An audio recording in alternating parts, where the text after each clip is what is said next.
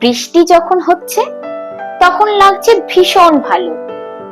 রোদ উঠলে সবার দেখি মুখ হয়ে যায় কালো।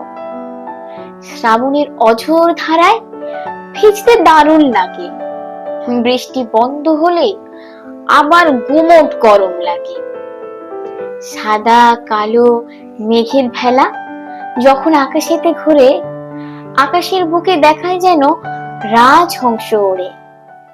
কখনো কখনো বৃষ্টির ধারা এক নাগাড়ে ঝরে, চারিদিকে জল থই থই বিপদ টেনে আনে।